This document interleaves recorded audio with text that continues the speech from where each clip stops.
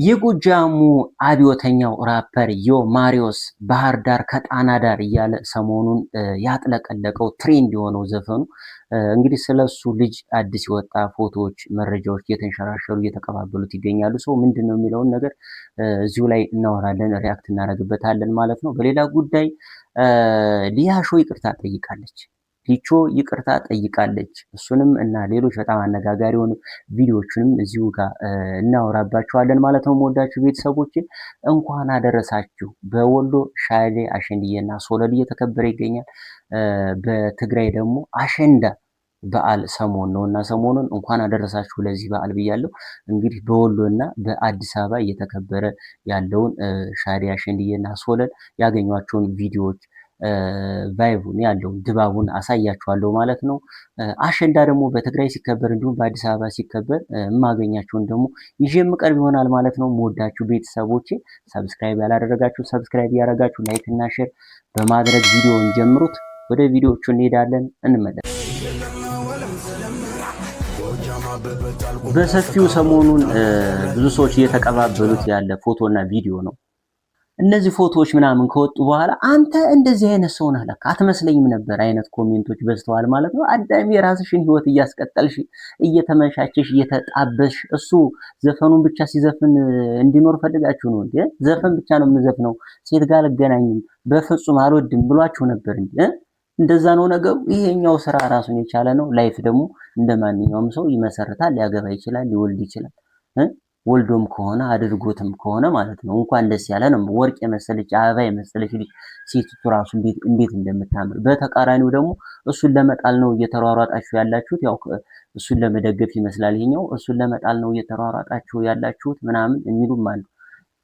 ስላስወለደ ወይም ፍቅረኛ ስላለው ወይም ስላገባ የሚወርቅ እንትን የሚል መሰናክል የሚሆን ህይወት የለምና ድምፁ ላይ እንከን ያመጣል። የትዳር ቢይዝ ድምፁ ላይ ዘፈኑ ያመጣል አይመስለኝም። ስለዚህ ምንም የሚያስደነግጥም የሚያስገርምም ነገር የለው ብዬ ነው ማስበው። ሆነም አልሆነም እሷ የምትለውን ደግሞ እስኪ አብረን እንስቲ።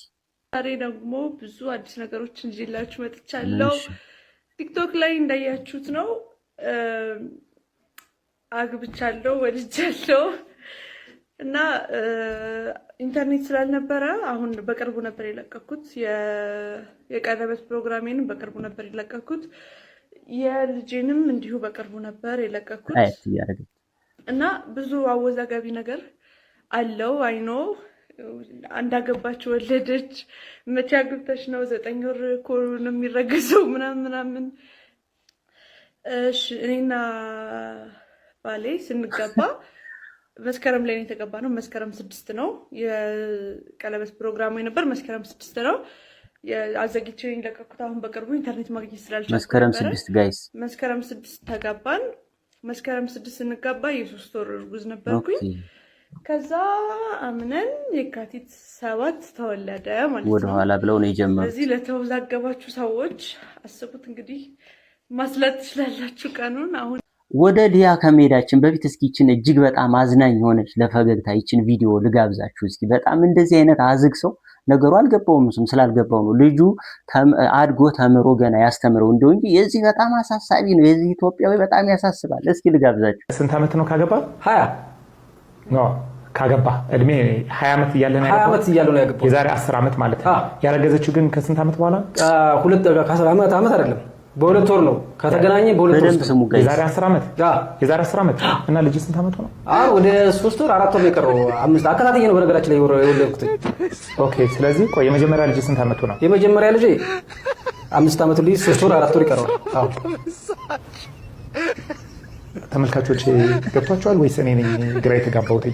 የዛሬ 10 ዓመት ነው የተገናኛችሁ? የዛሬ 10 ዓመት ልጅ ከወለደች ነው። አሁን እኔ እድሜ 30 ዓመት ላይ ነው እንጂ ያለሁት ከተለያየን ባይዛዊ ወደ እኔ 7 ወር 8 ወር አካባቢ ከተለያየን ከሷ። አይ እሱን አይደለም። ከሷ ጋር የተገናኛችሁት የዛሬ 10 ዓመት ነው? የዛሬ በ20 ዓመቴ ከሷ ጋር ተገናኛችሁ። ያኔ ተጋባችሁ? ያኔ ተጋባ ነው። የዛሬ 10 ዓመት ማለት ነው። የዛሬ 10 ዓመት። ስለዚህ ወዲያውኑ ከ2 ወር በኋላ ወለደች? ከ2 ወር በኋላ አይደለም ከ2 ወር በኋላ አረገዘች። ከአንድ ዓመት በኋላ ወለደች። ስለዚህ ልጅ በትንሹ 9 ዓመት መሰለኝ መሆን ያለበት። የኔ 9 ዓመት አይደል? ተገናኘን። ከዛም በኋላ ከ2 ወሯ አንድ ልጅ እስከሚወለድ አርግዛ 9 ወር ነው የሚቆየው። 9 ወር አይደለ? ከዚህ ስታረግዝ ያረገዘችው በተገናኘን በሁለተኛው ወሯ ነው። አንድ አመት ያለው እሺ፣ አንድ አመት እሺ አይደለ? ከዛ በአሁን በተገናኘን አንድ አመት በ21ኛው እድሜ ላይ ወለደች ማለት ነው። ስለዚህ አንተ እድሜ ስንት ነው?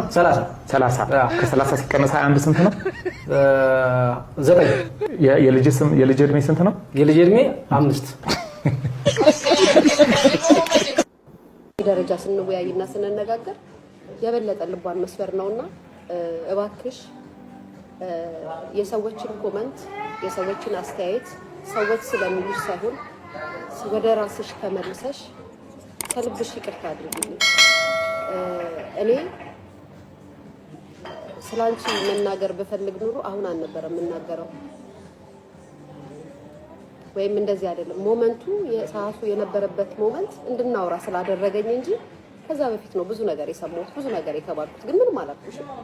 በቃ በሰዓቱ ደግሞ አንቺ መተሽ አላርፋልሽ ሰይፉ ላይ እንደዛ ስትናገሪ ስታወሪ በቃ ላይ ትክክለኛ አይነት ጨዋታ ስትጫወቺ የምናውቃቸውን ነገሮች እንድንከራከርሽና እንድንቃወምሽ አደረገን እንጂ እግዚአብሔር አሁን ዝም ብለሽ ይቅርታውን ጠይቂ ወይ መጥፎ ነገር አስቤ ምናምን አይደለም ነገሮች።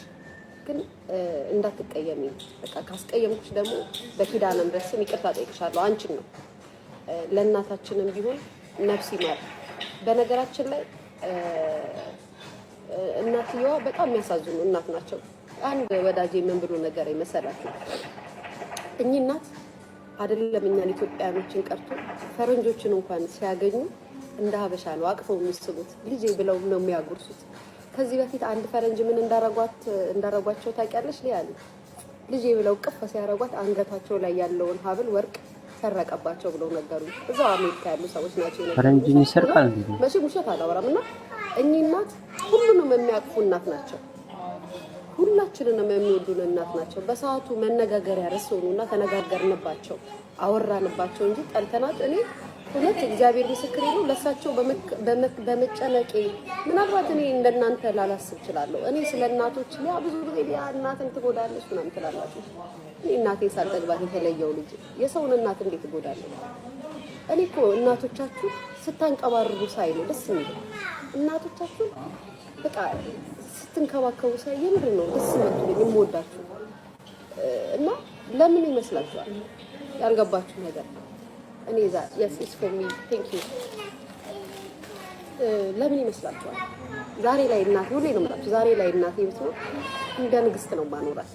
ማርያምን ገላ መሸጥም ከሆነ ሽጬ እናቴን አንቀባሬ ያኖራታለሁ። እንዴ ውሃ አታነሳም ብዬ ነው የማስበው። ምክንያቱም አጥቻት ጉዳቱን የማውቀው እኔ ነኝ። የእናቴን ማጣት እኔ ነኝ የማውቀው ስላጣኋት ማለት ነው፣ ስለሌለች። ስለዚህ ነው በቃ እናቶቻችሁን አንቀባሩ፣ እናቶቻችሁን ተንከባከቡ፣ እናቶቻችሁ ላይ እንደዚህ አታድርጉ ምናምን ብዬ የምጮህ ለዛ ነው እንጂ የዚች ልጅ ቪዲዮ ካየሁ በኋላ እያንዳንዱ ከአዶናይ አካውንት ውስጥ እየገባሁ ሁሉንም ማየት ጀመርኩና አዶናይ በድጋሚ ሊመሰገን የሚገባው ሰው ነው። በጣም በጣም በጣም ምርጥ ልጅ ያደረገው ነገር እሷ የተሰቃየችው ስቃይ ምን ያክል እንደተገፋች ምን ያክል እንደተሰቃየች የሚያሳዩ ቪዲዮዎች ናቸው። እናንተም ገብታችሁ ታያችኋላችሁ። ግን ሪአክሽኗን እሱን ስታገኙ ያለችውን ብቻ ላሳያችሁና እስኪ እንመለሳለን። እኔ በቃኝ፣ ማስታወስ አልፈልግም። ያኔ በቃኝ።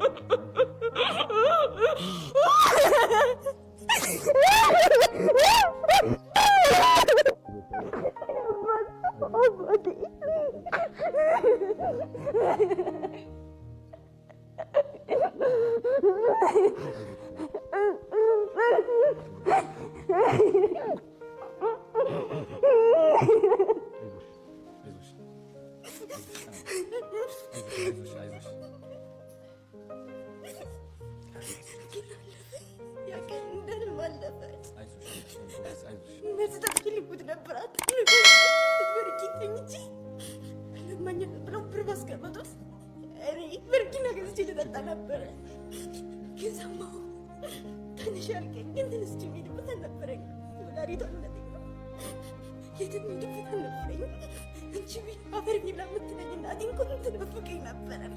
እንጨት ሳለቀው ምግብ ማልበላ ልጅ ነኝ። ግን አለፈኝ ያቀናልፎ ዛሬ እያሸኩ እሸጣለሁ።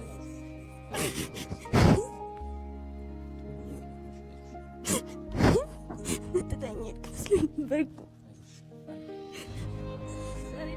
ያቺ እናቴ እንኳን ትኮራብኛለች። ልጇን አሳድግላታለሁ።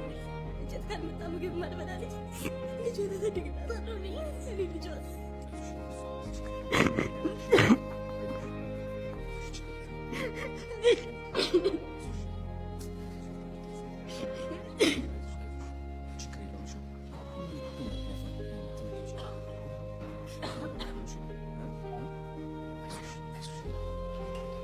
ባትፈተኝ ኖሮ እዚህ ትሆኚ ነበር።